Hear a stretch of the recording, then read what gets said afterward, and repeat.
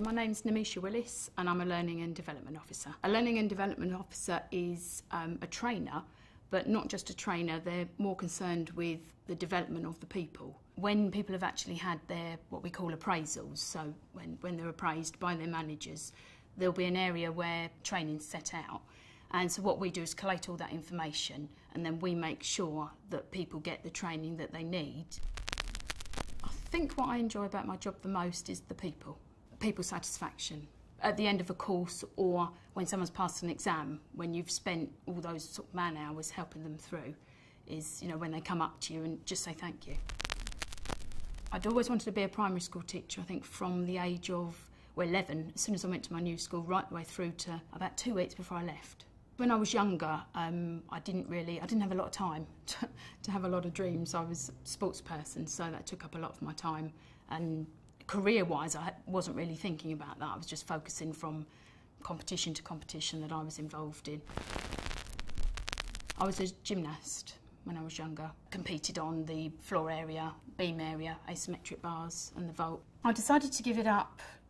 It wasn't a decision really, it was an overnight thing.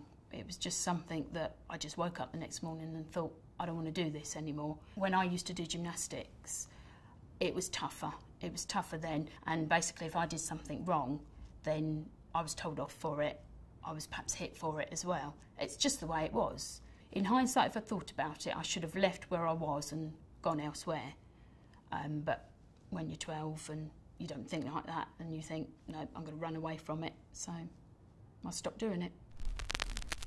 When I was at school, I think I was quite a disciplined student. I wouldn't say I enjoyed learning, but I wasn't one of these people that could leave something 2 weeks before an exam and then cram it, because my mind didn't work that way. I knew that I had to work, and so I just used to draw myself up timetables to say, right, I'm going to study this day, and that's how I did it.